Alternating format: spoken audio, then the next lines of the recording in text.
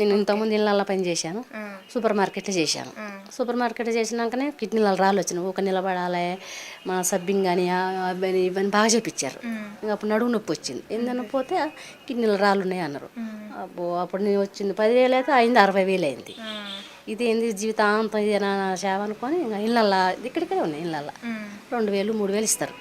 ఇంకెవరన్నా ఇట్టిన 10 రోజులు ఉందనుకుంటే వాళ్ళకి చెప్పేస్తా, తెలుసు వాళ్ళకి చెప్పేస్తా, అక్క ఇట్లా ఉందట వెళ్తానంటే వెళ్ళి అంటారు.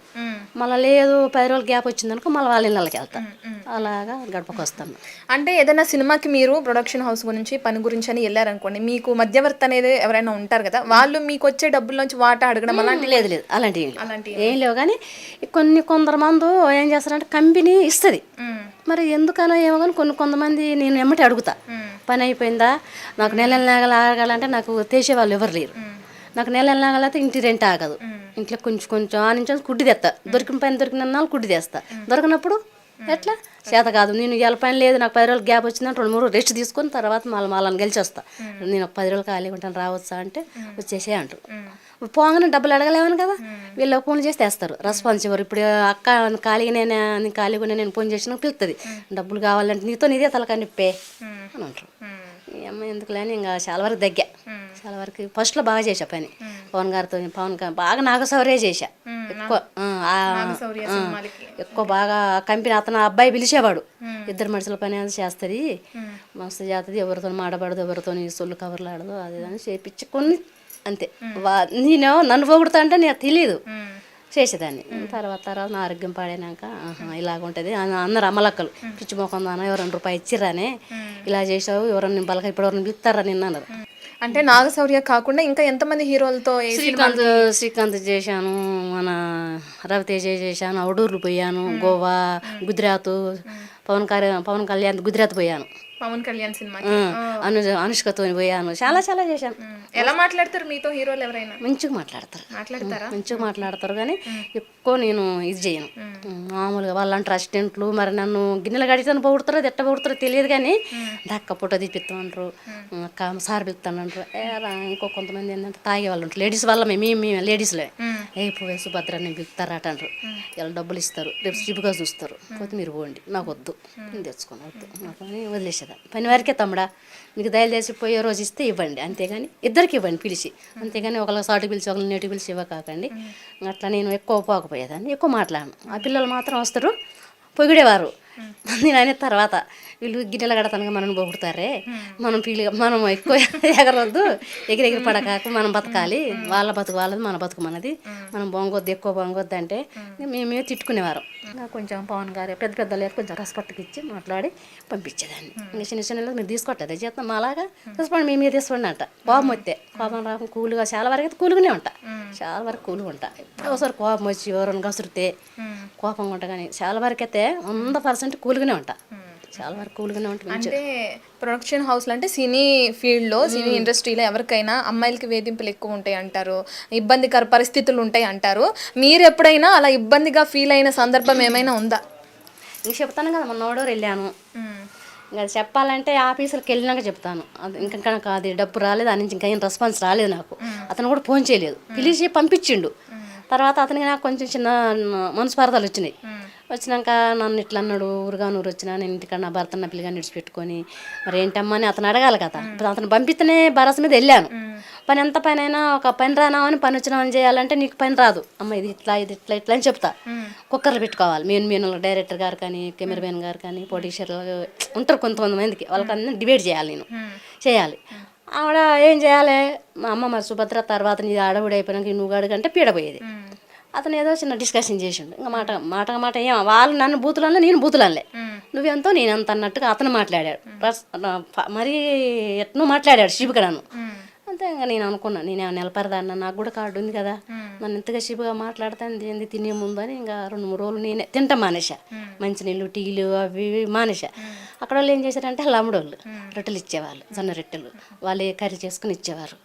అది పొద్దుపొట్టు టిఫిన్ లాగా చేసేది, మధ్యాహ్నం తినకపోయేదాన్ని, మళ్ళీ నైట్ తెచ్చుకొని వేరే వాళ్ళ ఇంటికి పడుకునేదాన్ని, ఈ హౌస్లో ఉండకపోయేదాన్ని. అందరికి ఒకటే 6 బార్ ఇచ్చారు, గల్ల ఉండకపోయేదాన్ని ఆ అమ్మ కాడికి పోయి స్నానం చేసుకొని మళ్ళీ 2 రొట్టెలు తిని పడుకునేదాన్ని మళ్ళీ పొద్దున్నే 4 గంటలకు లేచి వచ్చి క్యారియర్లు రూమ్లో పెడతారు కదా నైట్ భోజనాలు అవి కడుక్కునేదాన్ని మళ్ళీ ఎక్సెల్గా వాళ్ళతో వెళ్ళిపోయేదాన్ని అలా నడిచేదాన్ని ఇంకా 2 రోజులు 3 రోజులు తిండి లేదు ఎండ బాగా కొడుతుంది మరి ఆ మేనేజర్ ఎలా కనిపెట్టి కొంచెం ఎందుకు నువ్వు తేడా కొడతాను వచ్చినంత ఇప్పుడు లేవు సరే ఈ అమ్మాయిని పంపించండి అన్నారు చెప్పారే ఒకళ్ళు తింటలే తాగట్లని చెప్పారే ఏం పాడు పంపించండి అన్నారు ఓకే అన్న ఎగ్జాక్ట్గా వచ్చేసా నేను ఎందుకు ఏమిటని ఏం డిస్కషన్ చేయలే ఎగ్జాక్ట్గా వచ్చేసి వచ్చిన 2వ రోజు 3వ రోజు ఇంకో మీడియం వాళ్ళు వచ్చారు ఇంటర్వ్యూ ఇచ్చాను మీరు ఎప్పటి నుంచో వర్క్ చేస్తున్నారు కదా ఇట్లా ప్రొడక్షన్ హౌస్లో చాలా దగ్గర చేశాను ఈటీవీలో కూడా చేశానని మీరు ఇప్పుడే చెప్పారు మరి అంత పని చేస్తున్నప్పుడు మీకు ఆరోగ్య సమస్యలు ఏమైనా వచ్చినాయి చెప్తాను కదా పెద్ద ఆపరేషన్ అయింది తర్వాత ఇట్నే ఇంకా మామూలుగా జనరల్గా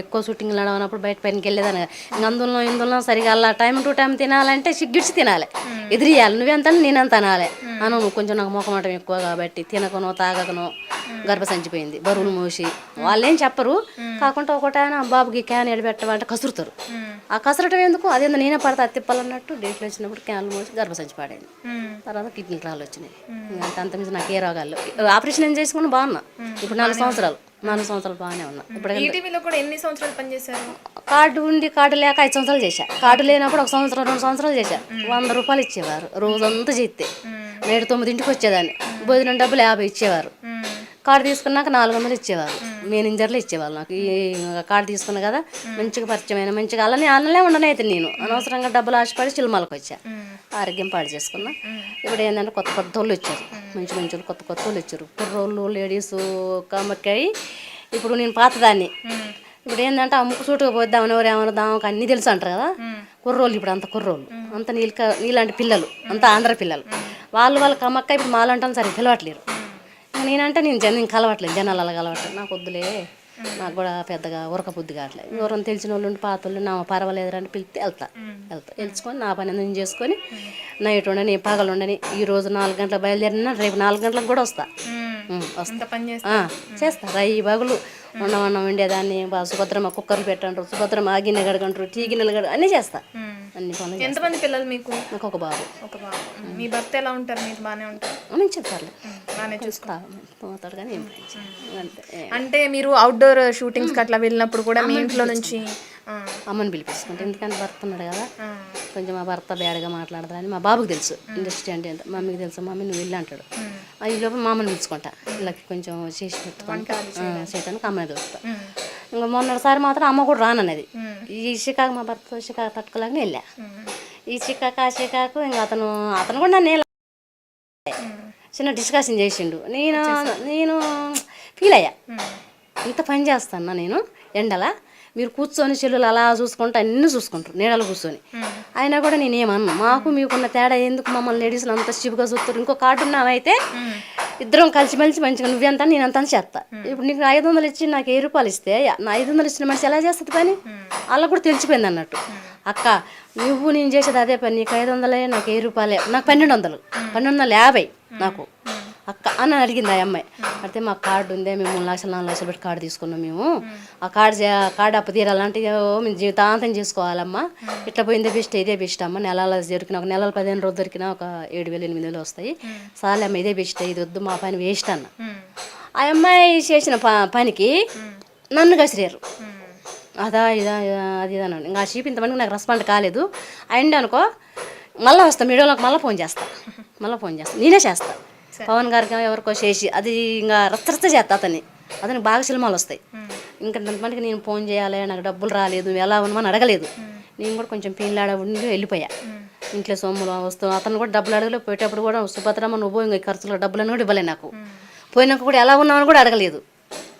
అంటే మేమేంటి నువ్వేంటి నీకుంటే నీకు ఉండొచ్చు మమ్మల్ని నాకు ఇంత మటుకు రెస్పాన్స్ రాలేదు శ్రీప అనేవాడిని చూసి వెళ్ళా మిమ్మల్ని చూసి రాలేదు నేను అతను అడగాలి ఫోన్ చేసేది నాకు మీరు పచ్చళ్ళ ప్రకాష్ గారి దగ్గర కూడా పనిచేశారంట కదా ఆయన పవన్ కళ్యాణ్ చీఫ్ గా పనిచేసినప్పుడు ఎన్ని చేశాను ఎన్ని సంవత్సరాలు చేశారు ఆయన దగ్గర బాగానే చేశాను ఒక 4-5 సంవత్సరాలు చేశాను ఎన్ని సినిమాలకి చేశారు పవన్ కళ్యాణ్ 3 చేశాను, 3 సినిమాలు చేశారు. 3 సినిమాలు కంటిన్యూ చేశాను. కంటిన్యూ చేసినాక ఇంకొక ఆవిడ ఉంది వైజాగ్ నుంచి, పచ్చల ప్రకాష్ గారి కార్డు తిప్పియటం పర్సనల్గా ఉంచుకున్నాను. అంటే ఉంచుకోవడం అంటే అది కాదు, దగ్గర పెట్టుకొని పని చేయించుకున్నారు. అట్లా అతనికి భర్త భార్యలు వచ్చేవారు పనికి, భర్త భార్యలు వచ్చేవారు మంచిగా, భర్త భార్యలు వచ్చేవారు. ఇంకా ఆ చేతికి 4 చేసేవాళ్ళు, పెద్ద సినిమా కదా, ఇంకా లేడీస్లో 4 5 ఉండేవాళ్ళం. ఇంకా ఆయమ్మ చేతగా కొంచెం నేను ఆయమ్మని కనిపెట్టి ఆయమ్మ అలాగని గర్భం తీసుకొని ఓయమ్మ ఎన్ని మొత్తనే సుభద్ర అది అని అంటే కొంచెం కుక్కర్లు గట్రా హెల్ప్ చేసేదాన్ని, అమ్మ కొంచెం పక్కకు పో అదని హెల్ప్ చేసేదాన్ని. ఇంకా అట్లా పిలిచేది అన్నట్టు, కొంచెం సుభద్ర అయితే నన్ను కలిపెడుతుంది అని. చాలా మంది పిలివి నగర్లు ఉంటారు, అందరం ఒక బాగానే పోయేవాళ్ళం. అంటే పవన్ కళ్యాణ్ గారి సినిమాకి ఎంతమంది వరకు పనిచేసే జనాభా ఉంటారు అక్కడ? ఓయమ్మో అది 100 మంది, 500 600 మంది. మరి లేడీస్లో 6 7 ఉంటాం. కుర్రోళ్ళు బాగానే ఉండరు, అంతా బాగా 25 మంది దాకా ఉంటాం మన వర్కర్స్మే. ఇంకా మిగతా జనాలు అంట జూనియర్స్ అని వాళ్ళని ఫైటర్లని వాళ్ళు ఎంతమంది బాగానే ఏళ్ళల్లో ఉంటారు, వాళ్ళు ఏళ్ళల్లో ఉంటారు. మేము మాత్రం వర్కర్స్ మాత్రం ఈ నుంచి ఇంకా మాకు ఆడికి పడితే గిన్నెలు కూర్చొని తోవిన వాళ్ళని తోవినట్టే, కడిగిన వాళ్ళని కడిగినట్టే, ట్యాంకర్లు పెడతారు మా కాడ. ఇంకిద్దరం మాత్రం బాగా తిరిగిన వాళ్ళు ఇద్దరు మాత్రం కూర్చుంటాం లేవా నుంచి. మా కాడికి కొంచెం పుణ్యాతలు ఉండి తిని రాకుండా అంటే పోయి తింటాం. ఏదన్నా ఆకలి అవుతుంది పాడేలా వచ్చి తినొద్దాం పా అంటే పాపం ఇప్పుడు ఆమె కూడా ఆరోగ్యం పాడైందంట. పోయిన చదివితే సుభద్ర నీలాగనే నాకు కూడా ఆరోగ్యం పాడైందే, నేను కూడా చేయట్టాను అన్నది. ఏమి ఇష్టంగా తింటారు పవన్ కళ్యాణ్ గారు? మీరు ఆ సినిమాలకి పనిచేశారు కదా. చేశాం కానీ ప్రకాష్ గారు చాలా చాలా పెట్టేవాడు. తలకాయ కూర అని, కాళ్ళు అని, ఫిష్ అని బాగా పెట్టేవారు. పవన్ గారు ఏం తింటారో తెలియదు కానీ ఆయన స్పెషల్ గింత ఆడాడనే అంతాడు. అప్పుడు కొంచెం కొత్త, నేను కాడు తీసుకుని కొత్త, ఎక్కువ పరిచయం లేదు కానీ అంటాడు బక్కది వచ్చిందా అమ్మ చేసుకోవే అనేవారు.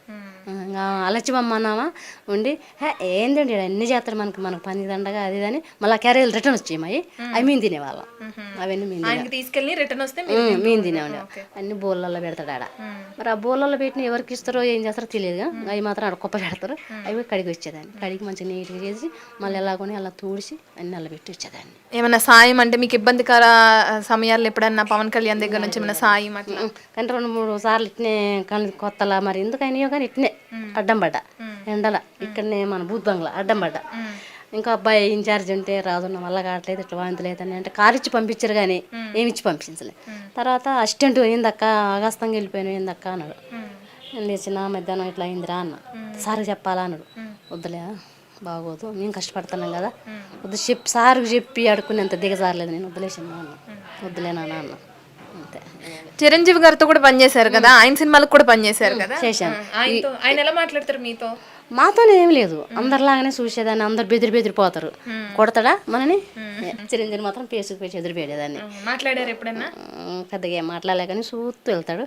ఇంకా మేము కూడా ఫోటో దిగుదామే సుభద్ర అనేదాన్ని. వద్దులేవే అడిగడి ఫోటో తీసుకోవడం ఎందుకులే, మంచిగా ఉండేదాన్ని. అప్పుడు మంచిగా ఉండేదాన్ని, అందరు బాగా మంచిగా అభిమానించేవారు నన్ను, మంచిగా సుభద్ర అని.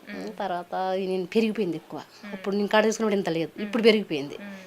పెరిగిపోయినాక ఇంకెలా జరుగుతుందో ఏమో తెలియదు కానీ ఎవరో ఒకళ్ళు చెప్తే మాత్రం వెళ్తా, అంత మించి ఇంకెళ్ళ. నేను ఎవరిని కూడా ఎక్కువ ఫోన్లు చేసి అడగ, నాకు నచ్చిన వాళ్ళకే ఫోన్లు చేస్తా, ఎంత కష్టమైనా బయట వస్తా. అంత మించి. అంటే కరోనా టైంలో మీకు ఎవరైనా హీరో అన్న హెల్ప్ చేశారు చెప్పారు. కరోనాలు 2 సార్లు వచ్చినాయి కదా, 2 సార్లు బాగా. ఫస్ట్ కరోనా బాగా వచ్చినాయి కానీ ఊర్లో ఉన్నా రాలేకపోయినా. అయితే కొన్ని ఏమో నువ్వు వస్తేనే ఇస్తాం అన్నారు, కొన్ని మా తమ్ముడికి ఆధార్ కార్డు అవన్నీ ఫోటోలు పెట్టి పంపా. అంటే మీ యూనియన్ కార్డు ఉంటేనే ఇస్తాము అన్నట్టు. ఆధార్ కార్డు కూడా కావాలన్నారు, అన్ని ఇక్కడ ఉండిపోయినాయి.